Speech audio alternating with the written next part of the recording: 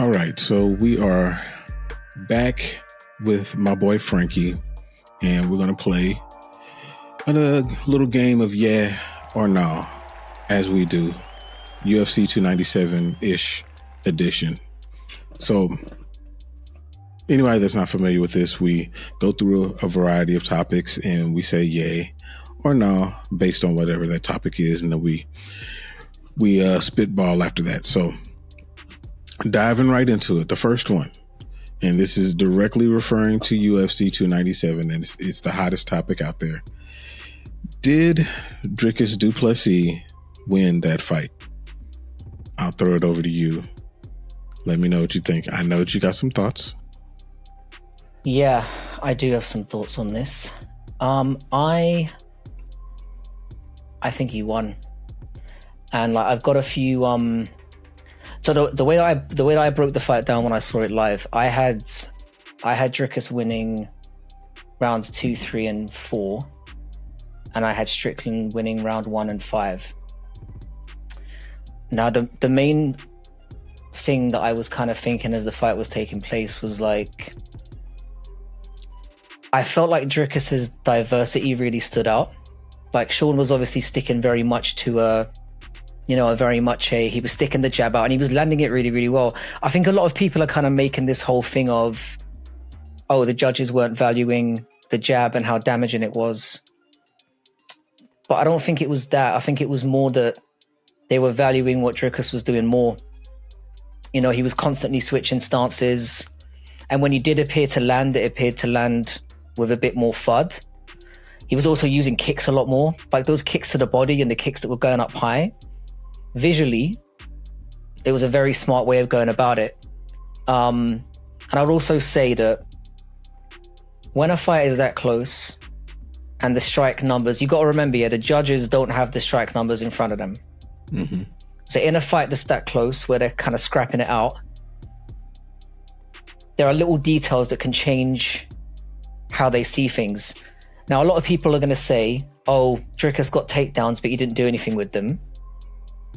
And while that's true to a certain extent, when a fight is that close and somebody lands a takedown, it becomes more significant because there are implications that those takedowns have, such as draining somebody's gas tank and giving them, and forcing them to kind of reset and giving them more problems. And I felt like that was what was so effective about what Dricus did in the fight and what stood out. And I think that's what gave him that kind of edge on the judges' scorecards. And I will say, if Strickland had got the nod, would I have been fuming about that? Absolutely not. Like, it was one of those fights. It was just, It was razor close. If he'd been the one to get his hand raised, I'd have said, fair play. Like, you can't call it a robbery on either side. And yeah, overall, I think with the diversity, the fact that he got takedowns at the right time, the fact that he was the one pressuring forward as well,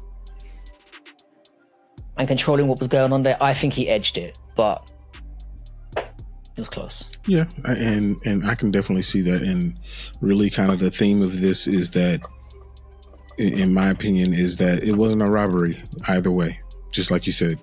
I had it for Strickland, and I gave Strickland rounds 1, 2, and 5. But that to me just shows how close it was. The only round that we got different was round 2. Yeah, that was the contentious one. Yeah, that's the only one. And what's interesting is the judges on their cards, the round that they had different was round 3.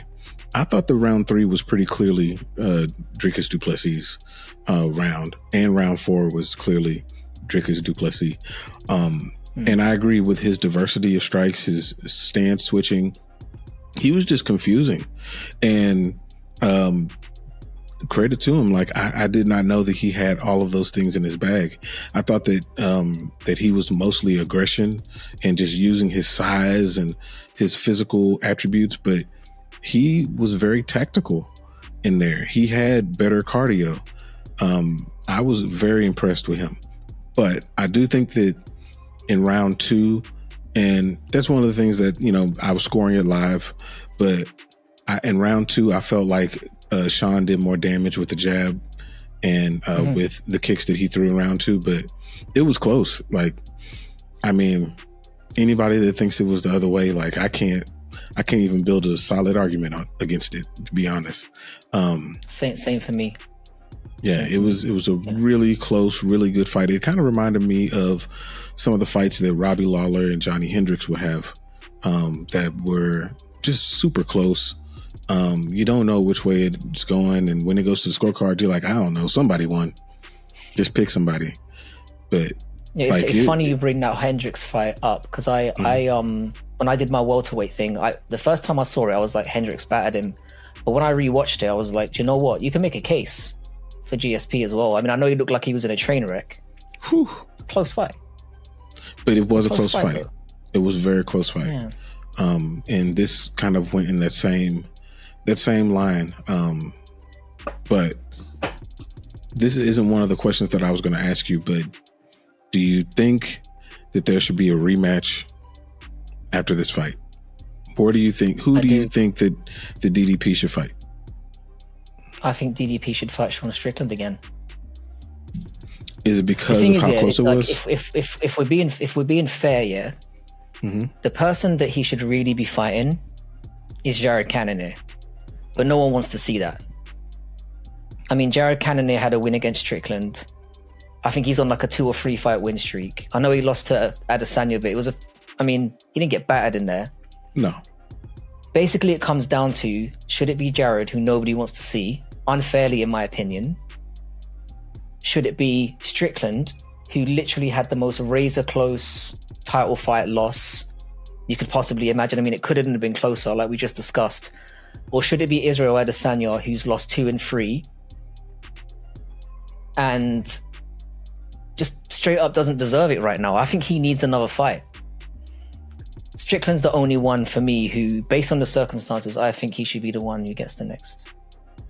I think they should run it back as soon as possible, but they won't. So, I mean, you know how I feel about these rematches. Like, even though it was very close, and I think that if there was a rematch that was booked, the line would still be really, really, really close. It almost, Strickland has no title defenses.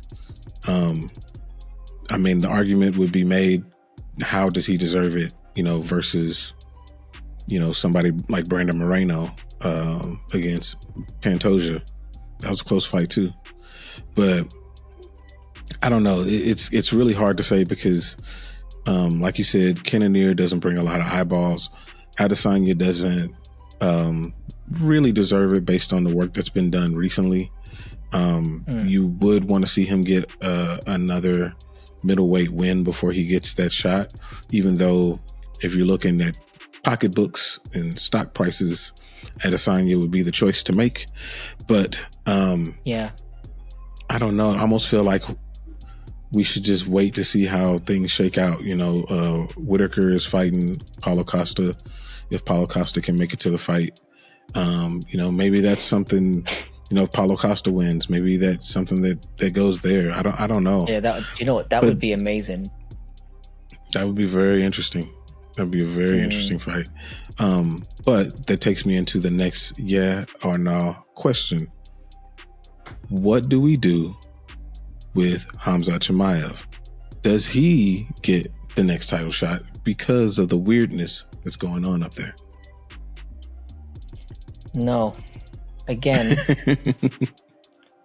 this isn't even like a. I didn't even bring his name up. I talked about Jared Cannonier. I didn't even bring him up. Yeah. That's how bad it is. In my opinion, and I think I can't remember if we discussed this at length or not.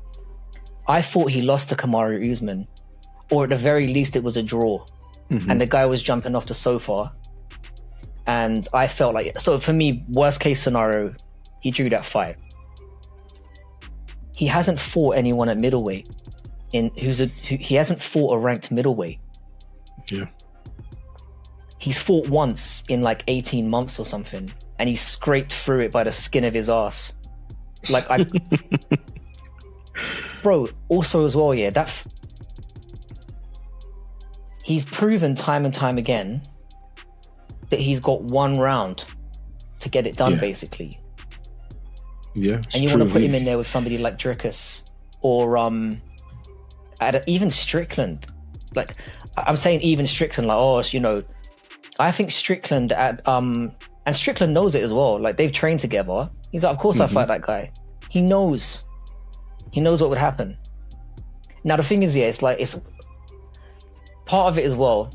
One of the first videos I made on my channel was I said that I don't think Chimaev is ever going to be a champion. It was one of the first things I said, and I'm sticking to my guns on that. I don't think this guy is as good as people say he is. But the question was, do you think he deserves it? And the question is, like, it's a definitive hell no. I think he needs at least 2 fights. He needs to fight somebody like a Whitaker, even someone like a Costa. I'd be like, do you know what? Okay, like, Costa's got his issues, but he needs 2, in my opinion. If he put him up against Whitaker and he starched him, I'd be like, all right. If he smashed Whitaker in a round, I'd be like, fine. But nah. It's not even a question for me. It doesn't deserve shit. Yeah, I think just for the purist, you know, and that's what I consider us as purist versus casuals. Casuals, you know, they don't really care. They just want fireworks. But for the purists who are looking at other aspects of the UFC, and I am a Hamza Chamay fan for sure. I am. I think that if he would have stayed at welterweight, we'd be having a different conversation. But he's not, and he's at middleweight, and they did kind of throw him into the deep end of the pool with a floaty, and then said he can swim. So like it's different. It's different when you fight Kamaru Usman off the couch. I do think that fight was extremely competitive, and if it went Kamaru's way, I don't know if I would have batted an eyelash on that. But that being said, I think that Hamza does need 1 or 2 more wins before they can say, okay, let's throw him into a title match. You know, people say crazy things about DDP, but he earned that shot and he took advantage of it when he got there. Hamza should do the same. He did. Yep. Yeah. I don't, like I said, it's the inactivity as well that I don't like. It's not the fact that he hasn't fought anyone as well, but that's a problem. Yeah. He's been terribly inactive. And I know he's had health issues and whatnot. Cry me a river, man. You know, he hasn't fought at the end of the day. You don't get, it diminishes the title when you let this kind of thing happen. It does. I mean, and can he fight in the US? You know, this is a conversation that I was having with CJ earlier. There's some dodgy stuff with that. I'll tell you that now. It's all a bit weird. Yeah, if he does get the belt, then how many times is he fighting? Once a year? I mean, we'll have another Makhachev on our hands. Yeah. It's very clear now that Makhachev's only going to be fighting in Abu Dhabi in September, and that's going to be it. That's it. I mean, that slows up divisions, which slows up the process everywhere. Yeah, I don't know. That's something that they're going to have to sort out. By the way, just a quick sidebar, if you don't mind. Yeah. If Hamza was to fight Leon, what do you reckon?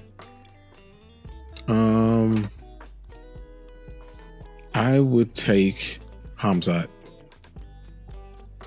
But if Leon is able to really use his jiu-jitsu to get away from him within those first 2 rounds, then Leon will be able to pour it on.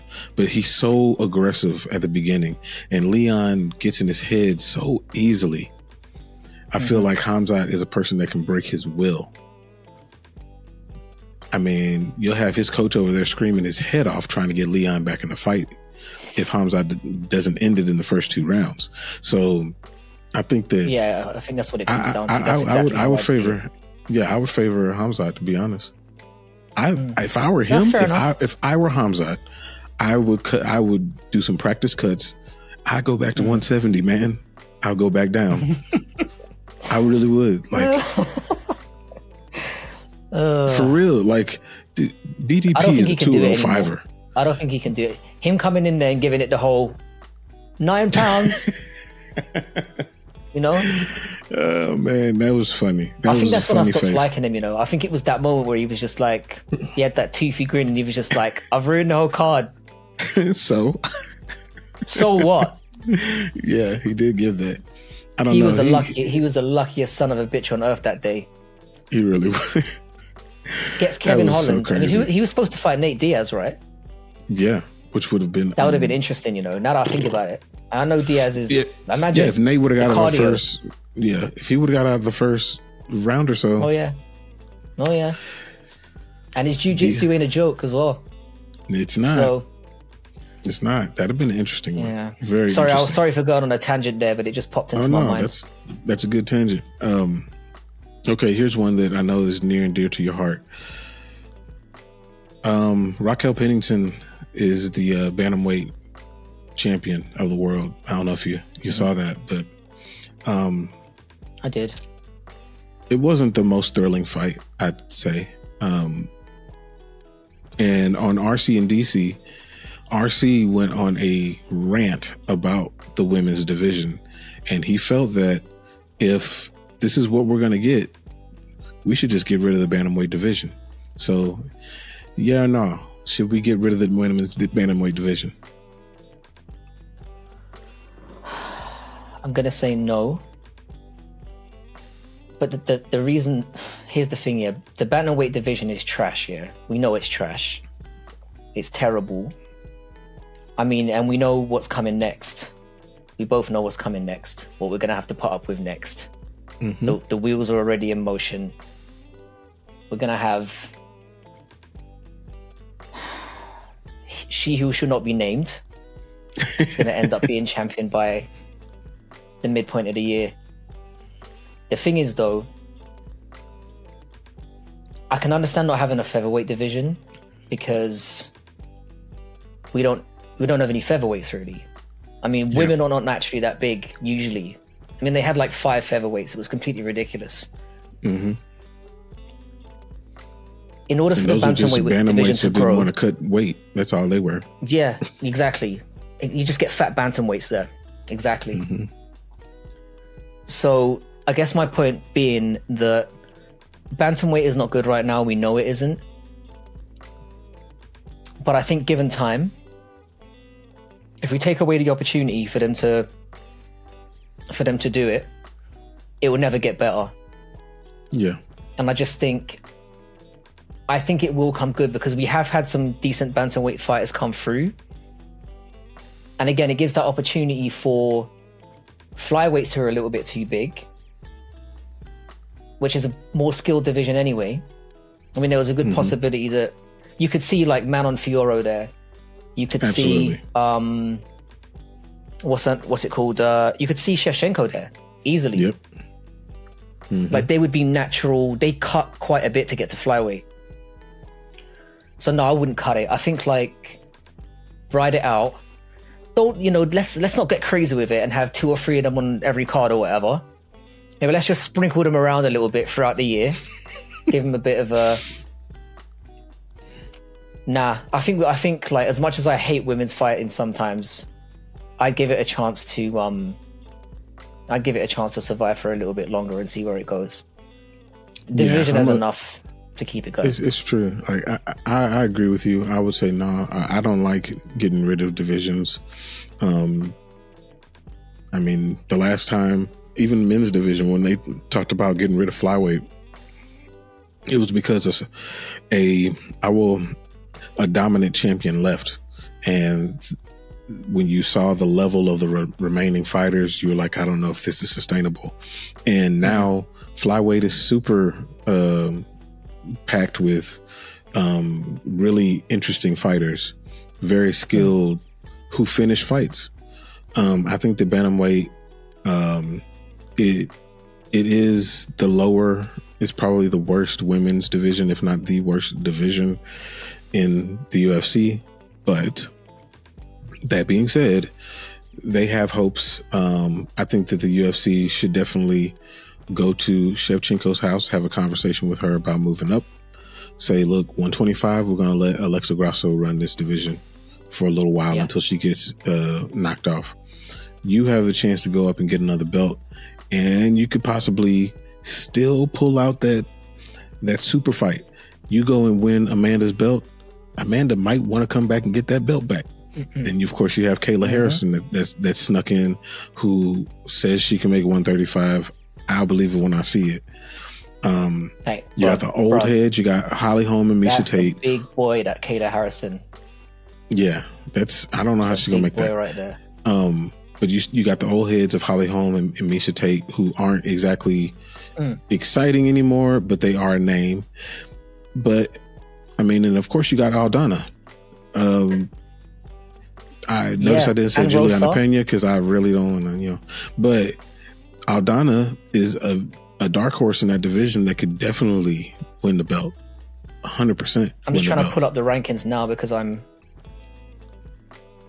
she is a dark horse. Yeah, I think that she could do it. I think that her and Caitlin Vieira are probably two of the most exciting fighters in the division. And they could definitely go up there and get that belt. So they got some people. They're just gonna have to. I don't see it headlining. They're gonna have to ride it out a little bit. Yeah, I don't see it headlining a card anytime soon.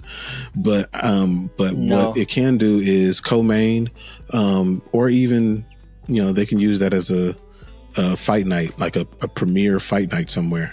Dana said that they're working on getting out of the Apex, so they heard you. They're working on getting out of the Apex even more this year. So you take the card to somewhere, like if they did it on the Atlantic City card and they had a championship fight, but it's a bantamweight fight, I wouldn't be mad at that. They can use it sparingly to kind of boost some of these fight night cards that are in smaller locations. But yeah, like you said, they got to give them a chance to ride it out. And the divisions are cyclical anyway. So, I mean, the welterweight division was kind of whack for a little while, and then now look at it. So yeah, it seems to be back. I will say one thing though. I'm actually quite happy for Pennington. Yes. I mean, I know she's not like championship level, but that woman literally fought everybody, every single person.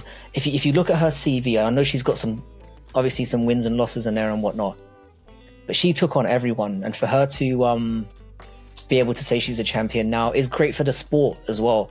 It's a nice story to be able to say, that somebody was always nearly there, and then they just managed to. It might be a little bit by default, but she got there. And I think that's a nice story. It is. And I believe that all of her losses are to people who were champions. Not that they were champions when she lost to them, except for, Amanda, but she lost to Holly Holm, Miesha. Did she lose to Miesha Tate? Jessica Andrade, Jermaine Durandamy, like championship level. Look at that people. CV, look at the names on that. And again, she didn't get starched by, she did lose one or two, that weren't that close. She was going to 5-round wars. And that's why if you saw my breakdown of the fight with Mayra Bueno Silva, I'm like, Mayra Bueno Silva is minus 400 and she hasn't fought anyone and she's never gone more than 2 or 3 rounds. Yeah. Whereas Rocky's, she will go to war for 25 minutes. It's not the most pretty thing in the world, but I thought those odds were bananas to me. Yeah. And to be honest, if she would have actually really listened to her corner, she could have ended that fight, because when she was away from the cage, not in the clinch, she was piecing her up, in rounds 2, 3, and 4. Like, she was working her. If she would have stayed away, I think that she could have ended that fight in the 3rd round. She's got some pop at the end of her punches, but you never really get to see it because she's always in the clinch. So, she fights somebody of substance, say somebody like, again, I'll bring up Aldana. I know that and I don't want to see this fight, but I know they keep on bringing up Pena, but if you saw what happened with Pena. As soon as the fight was over, she was straight on Ariel Helwani's show the next day. The thing is, as much as I hate her, she's very good at that kind of side of things where she pushes her name straight into things even when they shouldn't be there. Yeah. But I'd like to see Aldana. That'd be better. That'd be a great fight. That's who I'm rooting for to win that belt. You know, didn't I say that was the fight I wanted to see this year? I swear that's the fight I said I wanted. Pennington and Aldana. I swear that's the one I said I wanted when we did our that's fights the one we I want to want. see. Yeah, that is definitely the fight that I want to see now. I don't want to see anybody else other than her. How do you think? What do you think would happen between Pennington and Aldana? Pennington and Pena.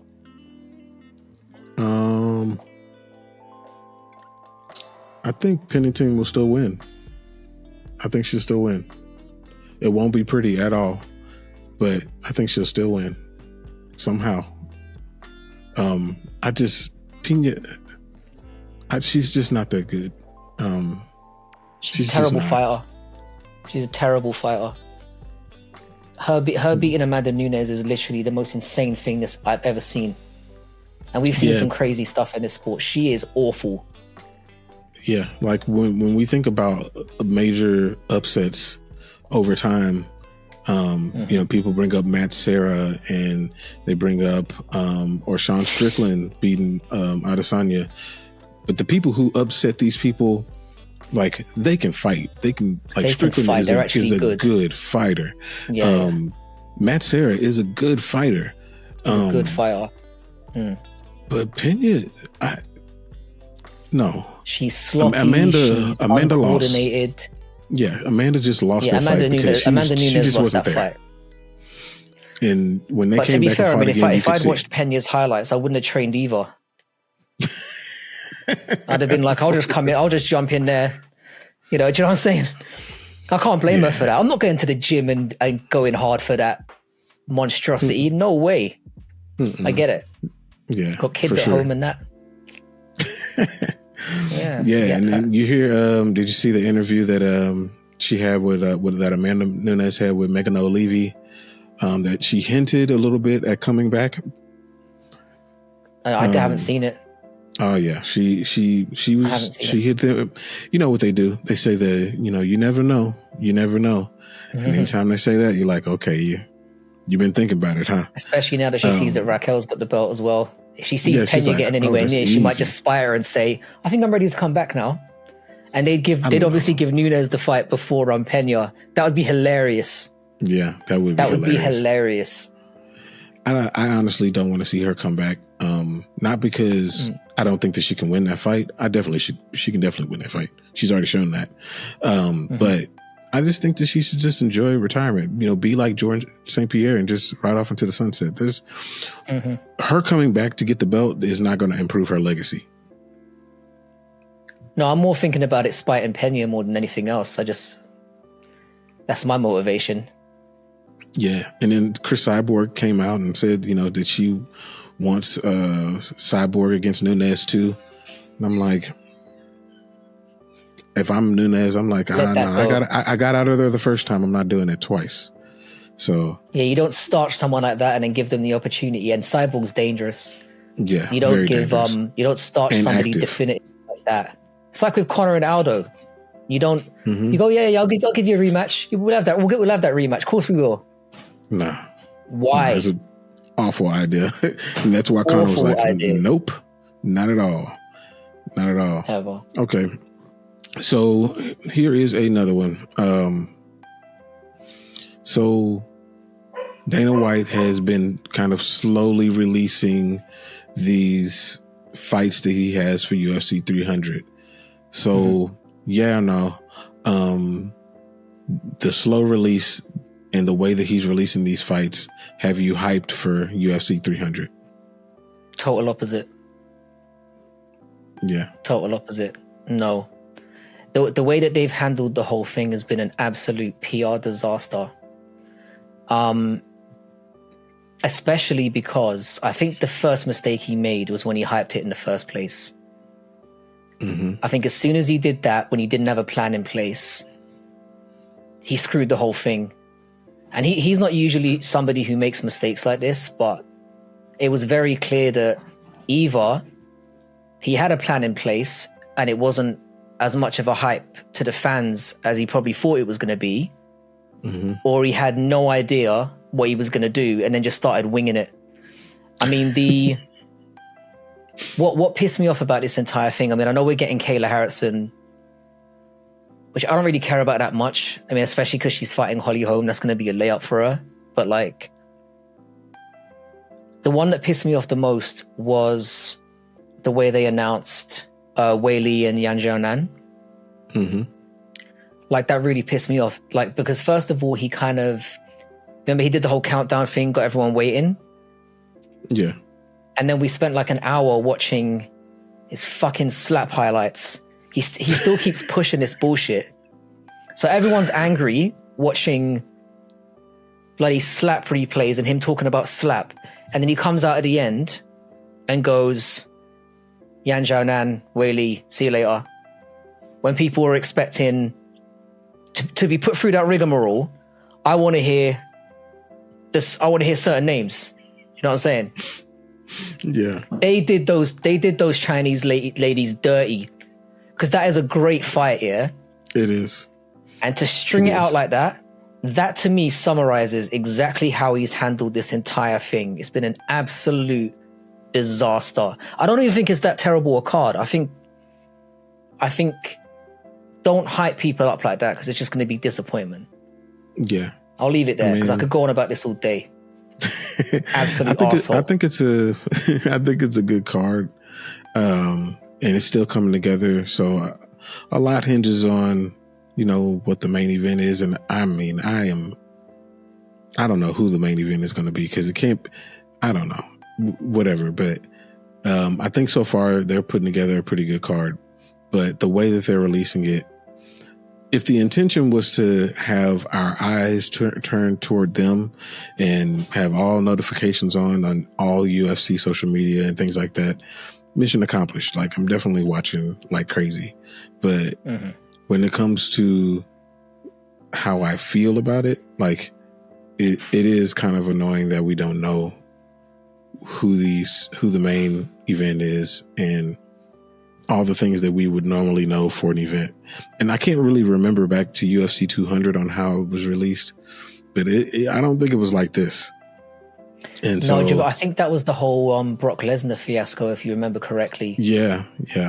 I think that's if I remember correctly. I think it was when the whole, you know, Ariel Helwani had that meltdown and started crying on. That's true. That is true. So I think they're trying to,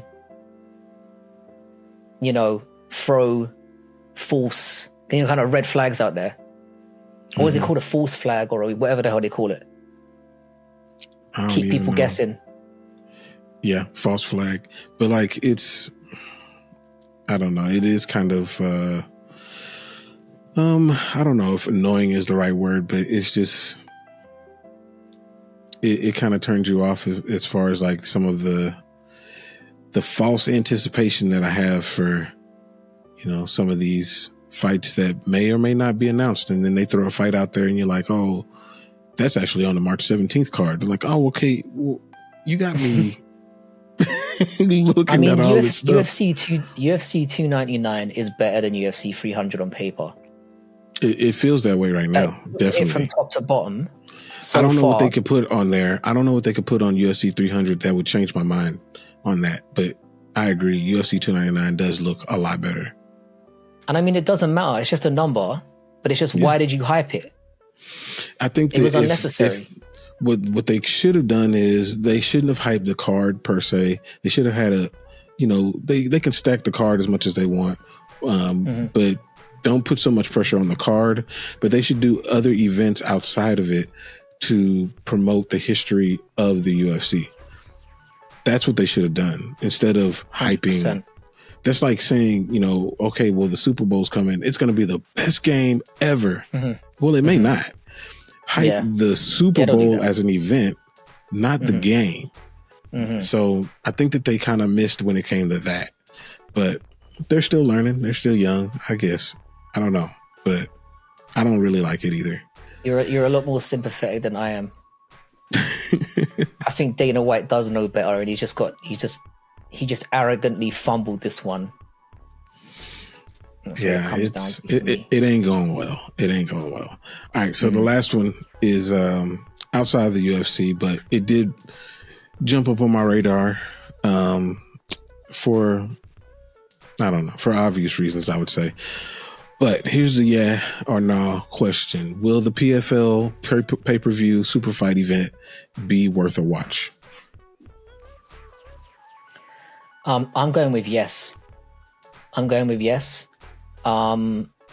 Because I happen to have a lot of stock in the Bellator champions in particular. I think like looking at them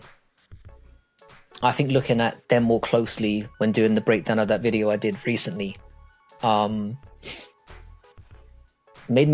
kind of reminded me of how good they are. And I think just having that, I think the thing is, we all know that the PFL are not going to market it correctly. No. And that hopefully they've learned some mistakes from the presentation side of things, and that they actually try to, make it an event that isn't corny, but also adds a little bit. So it does very much depend on, I don't expect the presentation to be good, but I think the fights themselves will be.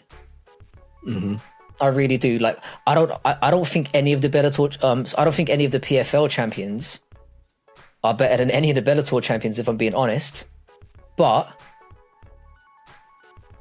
I still think there'll be competitive fights. And you got good sides on, you got, I'm quite fond of Olivier Urban Mercier, for example. I think he's a very decent fighter. Be interesting to see how he does. Impa Kasanganay is their light heavyweight champion. Somebody had to be. Somebody had to be. Mate, no, I am. I'm not sure now. It's gonna be. I'm gonna enjoy it. I think it will be good.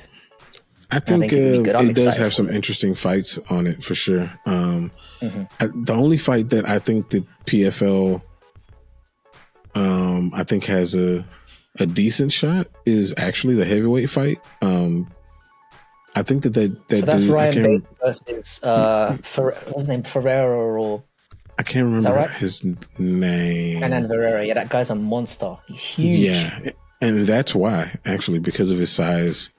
And Ryan Bader is, obviously naturally a light heavyweight. That's just doesn't cut weight anymore. When he, I don't know if he's ever going to go back to light heavyweight anymore.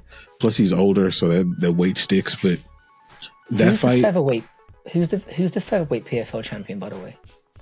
Dang, it's that one kid. Because I think that he kind of came out of nowhere to win that one. I know the one. It was the Mexican kid, wasn't it? Pineda or something. Yeah. Pineda. That could be interesting with Pitbull, because he's on the decline. Could be. That could be scrappy. Could be. Sorry, bro. Did you say something about heavyweight? I literally lost the sound in my ear for a second there, and I thought you'd stop talking. Oh yeah. Sorry, bro. No, I was just. Oh no, it's all good. I was talking about Renan Ferreira against Ryan Bader. Yeah, I think that Ferreira might have a good chance of knocking him out. But the featherweight guy you were talking about, Jesus Pineda against Patricio Pitbull, that one will be interesting. And then Ray Cooper is fighting Jason Jackson. I don't like that for Ray Cooper. Ray Cooper's decent. I don't like that for him. I think Jackson is legit. Yeah, I think that he's so good. He could definitely be in the top 5 in the UFC. In the UFC, definitely. Yeah, I don't think he'd beat Leon. Leon, but I think he'd give him a run for his money. He can do everything. Yeah. He can do everything. But this could be a coming out party for him, because Ray Cooper's kind of he's kind of seen as legit himself. So if Jackson can starch him out, which I think he will. Yeah. Interesting. And Johnny Eblen, I think he destroys Impa Kasanganay. Is that the fight? I didn't even realize that. Oh my God. Yeah, I don't think that's going to go well. Eblen needs to leave as soon as possible. That division is awful. It would be nice if he did. It'd be nice for us. I'd like to see if him he in the did. UFC. I'd like to see him. For sure. I mean, I don't like his personality much, but he's very good in there. Yeah, for sure. So, I mean, I think my only issue with this card, and hopefully these knockouts happen, is if all of those championship fights go to 5 rounds. That's a lot of 5-round fights on one card. I'm all right with it, man. That's a lot of 5-round fights on one card. The only thing though that might help in that situation is the PFL sometimes gets absolutely roasted for having very long wait times between fights at times. Yeah. It might behoove them to not do that this time. That's what I'm worried about. They have those wait times and they have these long fights. I'm worried about that. Did you see the ring walk thing in the last card they had? Mm-hmm. They literally went out somewhere, went round, came back in and down. I'm like, you can't even get a fucking ring walk correct. Like, that's how stupid these people are. Just straight down the middle. Why do you have to fuck with the most simple aspect of it as well? Like, anything to be different, you know? Through the crowd to get back on the other, like, it doesn't make any sense. It felt like they were walking through a maze. Like I saw the fighters at times being like, they were pointing like, it's just like, it just kills the whole atmosphere. It made no sense. Do I go this way?